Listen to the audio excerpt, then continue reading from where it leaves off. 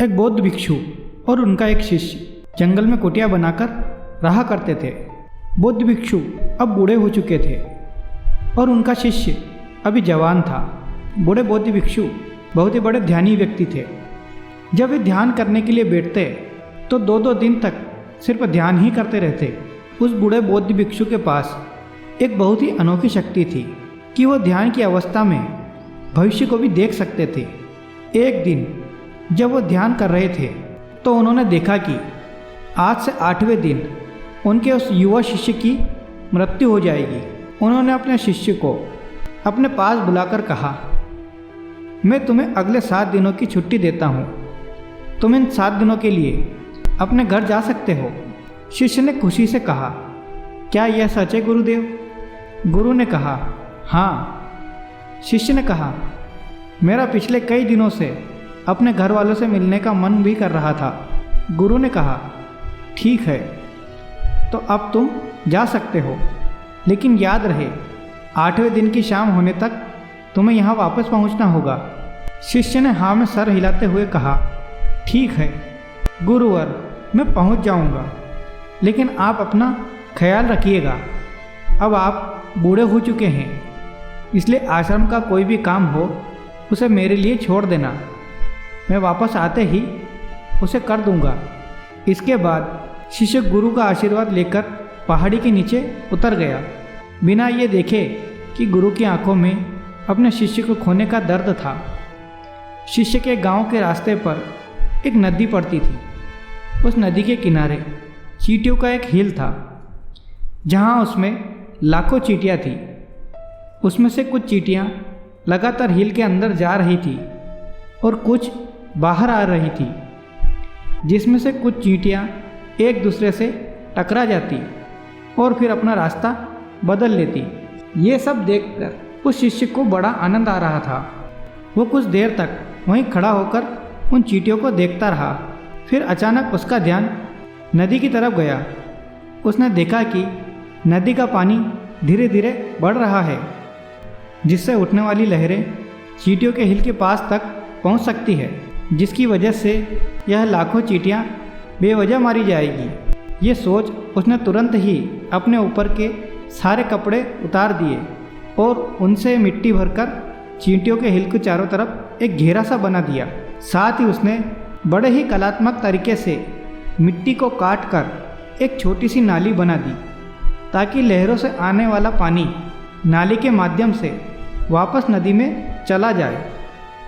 इसके बाद वो नदी पार कर अपने घर चला गया।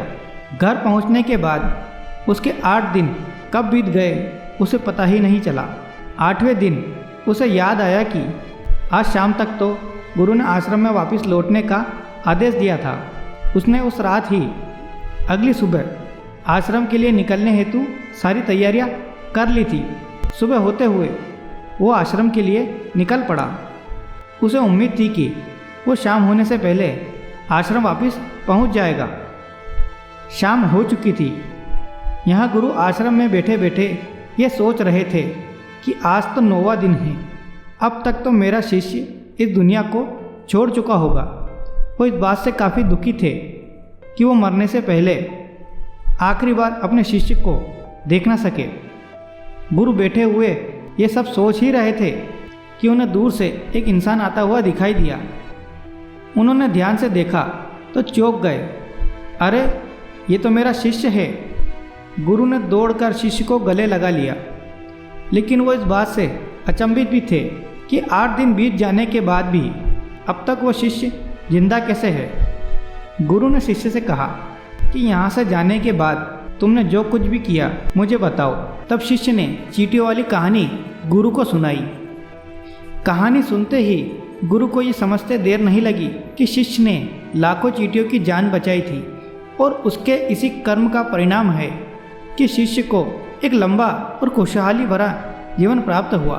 कहानी सुनने के बाद गुरु के मुंह से अनायास ही निकल गया कि कर्मा लौटकर जरूर आते हैं। शिष्य को गुरु की इस बात का मतलब समझ नहीं आया, लेकिन उसने पूछा भी नहीं और चुपचाप अपने आश्रम के कामों में लग गया। अगर हम अपनी ज़िंदगी में देखें तो इसे खुशी खुशी जीने का सबसे आसान तरीका है कि हम अच्छे कर्म करते रहें। इस कहानी की तरह ये ज़रूरी नहीं है कि अच्छे कर्म हमारी उम्र को लंबा ही करेंगे, लेकिन इस बात की गारंटी है कि अच्छे कर्म हमारी ज़िंदगी में आने वाली दुख और परेशानियों को कम जरूर कर देंगे। कर्मों का एक बहुत ही साधारण सा सिद्धांत है कि हम जो कुछ भी करते हैं उसका कई गुना लौटकर हमारे पास ही आता है।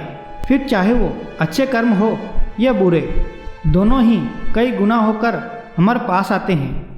अच्छे कर्म करने के लिए ये ज़रूरी नहीं कि हमारे पास पैसा ही होना चाहिए और ना ही किसी की जान बचाना ही अच्छा कर्म है। किसी असहाय की छोटी सी मदद करना भी अच्छा कर्म है। किसी डिमोटिवेट इंसान को मोटिवेट करना भी अच्छा कर्म है। किसी दुख भरे इंसान को सांत्वना देना भी अच्छा कर्म है। कुल मिलाकर अगर हम किसी भी तरीके से किसी के दुख को कम कर पाएँ तो वो एक अच्छा कर्म है। और जैसे गलत कर्म करने से हमें बुरा लगता है और दुख भी होता है, ठीक उसी तरह अच्छे कर्म करने से हमें सुख की अनुभूति होती है।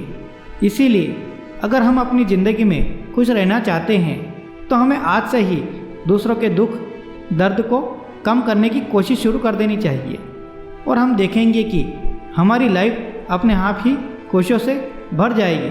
दोस्तों, मैं उम्मीद करता हूँ कि आपको इस कहानी से कुछ न कुछ अच्छा सीखने को ज़रूर मिला होगा। वीडियो अच्छा लगा हो तो प्लीज़ लाइक कीजिए और इस चैनल को सब्सक्राइब कीजिए। धन्यवाद दोस्तों।